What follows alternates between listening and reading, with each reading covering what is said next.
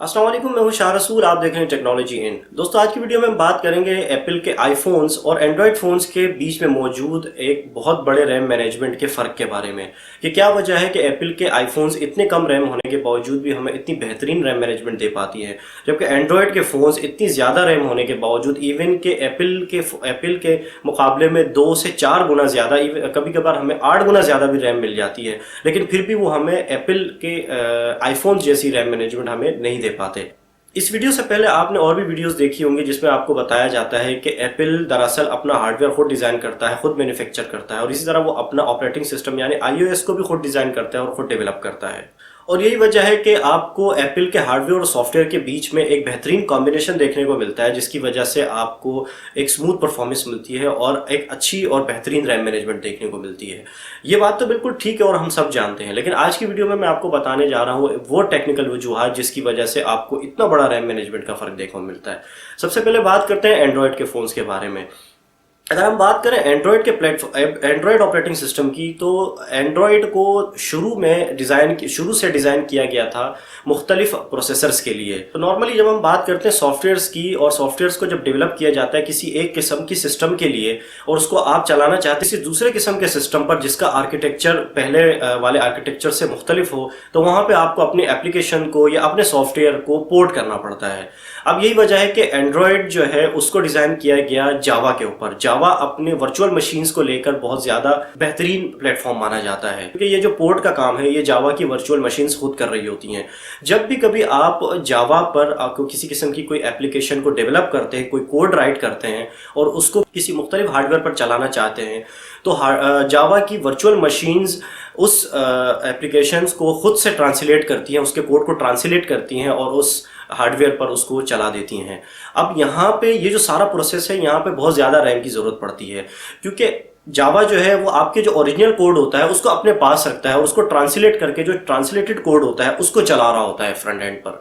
तो यही वजह है कि इतनी ज़्यादा रैम हमें एंड्रॉयड के जो फ़ोन्स होते हैं वहाँ पे हमें रिक्वायर्ड होती है, क्योंकि ये जो ट्रांसलेशन हो रही होती है ये बहुत ही तकरीबन तमाम एप्लीकेशंस पर हो रही होती है। इवन के एंड्रॉयड जो ऑपरेटिंग सिस्टम होती है, जो ऑपरेटिंग सिस्टम है उसके लिए भी हो रही होती है। अब मैं आपको बताता हूँ दूसरी बड़ी वजह जिसकी वजह से हमें एंड्रॉयड फ़ोन्स में ज़्यादा रैम की ज़रूरत पड़ती है।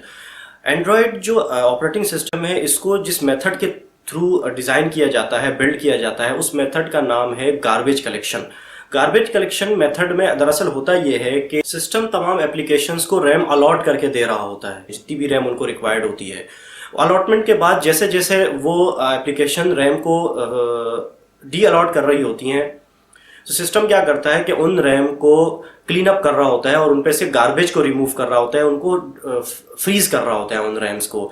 और इस सारे प्रोसेस के लिए बहुत ज़्यादा रैम की रिक्वायरमेंट होती है, ताकि वो जो रैम फ्री हो रही हैं एप्लीकेशन से उनको क्लीन अप करता चला जाए और फ्रीज करता चला जाए।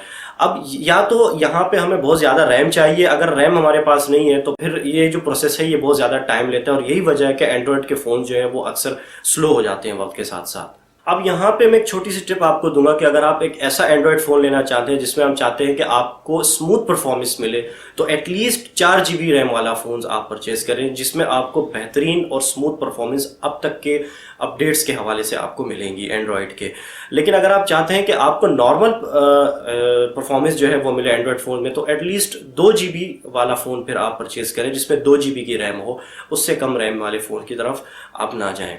अब आ जाते हैं हम आईफोन्स की तरफ, एप्पल के आईफोन्स की तरफ, कि क्या वजह है कि एप्पल के आईफोन्स में रैम मैनेजमेंट इतनी अच्छी होती है। एप्पल को अपने एंटायर iOS का जो इकोसिस्टम है उस पर एक कंप्लीट कंट्रोल है। अब यही वजह है कि आपको अगर iOS बेस्ड कोई फ़ोन लेना है तो आपके पास एक ही चॉइस है कि आपको एप्पल का आईफोन ही लेना होगा, इसके अलावा आपके पास कोई दूसरी चॉइस नहीं होती। या फिर अगर आप iOS के लिए कोई एप्लीकेशन जो है वो डिज़ाइन करना चाहते हैं, डेवलप करना चाहते हैं, तो आपको एप्पल के बताए हुए रूल्स पर ही चलना होगा और उनके जो सख्त रूल्स हैं उन्हीं को फॉलो करना होगा और उनके दिए गए टूल्स को ही इस्तेमाल करना होगा, उससे बाहर नहीं जा सकते आप। अब जैसे कि मैंने आपको बताया कि एंड्रॉयड जो है वो उसको मुख्तलिफ प्रोसेसर्स के लिए डिज़ाइन किया गया था, लेकिन iOS जो है उसको सिर्फ एक ही किस्म के हार्डवेयर के लिए, एक ही किस्म के प्रोसेसर के लिए डिज़ाइन किया जाता है। और यही वजह है कि आईफोन्स में आपको ARM बेस्ड जो हार्डवेयर होता है वही मिलता है।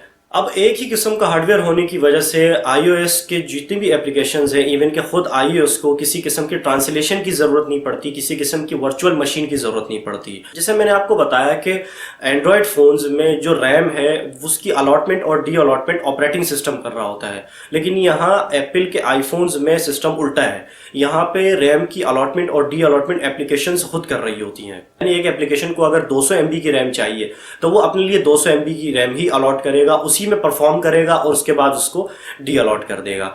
और यही वजह है कि यहाँ पे हमें इतनी अच्छी रैम मैनेजमेंट मिलती है और इतनी स्मूथ परफॉर्मेंस मिलती है। यहाँ मैं एक चीज़ आपको बताऊं कि अगर आप ये सोच रहे हैं कि मैं अगर iPhone 6 लेने जा रहा हूँ और उसमें सिर्फ 1 GB की रैम है, और उसके मुकाबले में अगर आप सैमसंग का S7 लेने जाए जहाँ आपको 4 GB की रैम मिलती है, तो आप अगर प्रेफरेंस दे रहे हैं सैमसंग के S7 को सिर्फ इस वजह से कि उसमें 4 GB की रैम है, आपको ज़्यादा रैम मिलेगी और ज़्यादा अच्छी परफॉर्मेंस मिलेगी, तो ऐसा बिल्कुल भी नहीं है। मैंने आपको 4 GB की रिकमेंडेशन इस वजह से दी है, अगर आप एंड्रॉयड फ़ोन यूज़ करना चाहते हैं।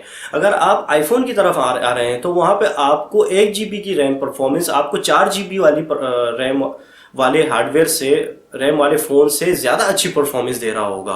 तो आप ये कंपैरिजन बिल्कुल भी ना करें कि यहाँ पे अगर आपको एंड्रॉयड फ़ोन में 4 GB की रैम मिल रही है तो वो ज़्यादा अच्छा परफॉर्मेंस देगा, और आईफोन में अगर आपको 1 GB या 2 GB की रैम मिल रही है तो ये आपको कम परफॉर्मेंस देगा। ऐसा बिल्कुल भी नहीं है। मुझे उम्मीद है कि आज ये वीडियो देख के आपको क्लियर भी हो गया होगा कि इसकी टेक्निकल वजह क्या है, जो कि मैंने आपको बता दी है कि इतने कम रैम होने के बावजूद आईफोन में इतनी अच्छी रैम मैनेजमेंट क्यों मिलती है। उम्मीद है वीडियो आपको पसंद आई होगी। इस रैम मैनेजमेंट के हवाले से अगर कोई सवाल हो तो आप नीचे कमेंट करके मुझसे सवाल पूछ सकते हैं, मैं आपको रिप्लाई करके आपके कॉन्सेप्ट्स को मजीद क्लियर कर दूंगा। वीडियो पसंद आई हो तो वीडियो को लाइक ज़रूर कीजिएगा। इस वीडियो के नीचे लाइक का बटन है उसे प्रेस कर लें, और उसके बराबर में सब्सक्राइब का बटन है उसे ज़रूर प्रेस कर लें ताकि आप टेक्नोलॉजी इनका हिस्सा बन जाए। अपना बहुत ख्याल रखिएगा। इंशाल्लाह अगली वीडियो में आपसे मुलाकात होगी। अल्लाह हाफिज़।